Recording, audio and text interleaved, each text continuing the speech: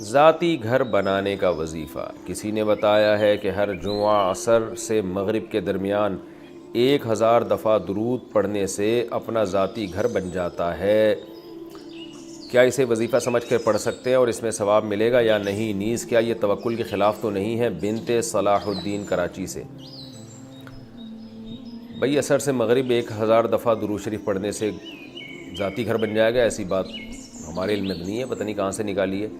ویسے حدیث میں آتا ہے نبی صلی اللہ علیہ وسلم نے فرمایا کہ جمعہ کے دن مجھ پہ درود زیادہ پڑھا کرو، تو جمعہ کے دن درود شریف پڑھنے کی فضیلت عام دنوں سے بہرحال زیادہ ہے۔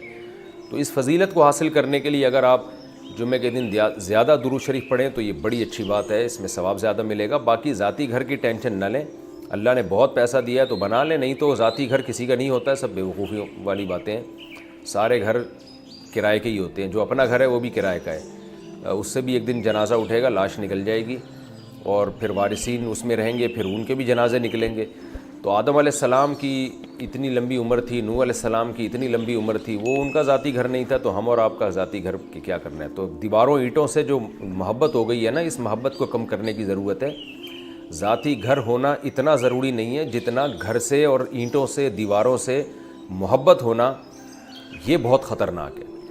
تو یہ وظیفہ آپ مانگیں کہ کوئی ایسا وظیفہ مفتی صاحب بتا دیں کہ میرے دل سے ذاتی گھر کی محبت نکل جائے اور میں دنیا کو مسافر خانہ سمجھنا شروع کر دوں۔ اس کا وظیفہ میں انشاءاللہ آپ کو بتا دوں گا، بیانات میں بتاتا بھی رہتا ہوں، پھر کبھی وہ دوبارہ بتا دوں گا انشاءاللہ۔ ایک وظیفہ تو یہ ہے کہ تسبیح لے کے نا 100 دفعہ یہ پڑھا کریں، میرا جنازہ اس گھر سے اٹھے گا، میں نے مرنا ہے، قبر میں جانا ہے، یہ مسافر خانہ ہے، یہ مسافر خانہ ہے، یہ مسافر خانہ ہے۔ 1000 تسبیح روزانہ اس کی پڑھا کریں جمعے کے دن عصر کے بعد، کہ یہ مسافر خانہ ہے، دنیا ہے، دل لگانے کی جگہ نہیں ہے، یہاں سارے سفر میں۔ یہ پوری ورڈنگ مشکل ہے تو صرف اتنی بات، یہ مسافر خانہ ہے، مسافر خانہ ہے، مسافر خانہ ہے، یہاں سے جانا ہے، بڑا اچھا شعر بھی ہو جائے گا یہ مسافر خانہ ہے، مسافر خانہ ہے، مسافر خانہ ہے، یہاں سے جانا ہے، یہاں سے جانا ہے، یہاں سے جانا ہے، یہ والا پڑھ لیا کریں، یہ وظیفے کی زیادہ ضرورت ہے۔ بیٹا والدین سے الگ رہتا ہو تو والدین کا جائیداد میں حصہ ہوگا؟ بیٹا ماں باپ سے الگ رہتا ہو، ماں باپ کی طرف سے اسے کوئی جائیداد نہ ملی ہو، بیٹے نے خود سے جائیداد وغیرہ بنائی ہو، اگر اس کا انتقال ہو جائے تو اس کی جائیداد میں اس کے ماں باپ کا حصہ ہوگا یا صرف بیوی اور بچوں کا ہوگا؟ اقبال صاحب کینیڈا سے۔ دیکھیں، بیٹے کا جب انتقال ہو اور اس کے والدین زندہ ہوں تو والدین کا بھی حصہ ہوتا ہے، یعنی میت کے مال میں میت کی بیوی کا، میت کے بچوں کا اور میت کے والدین کا یہ لازمی حصہ ہوتا ہے۔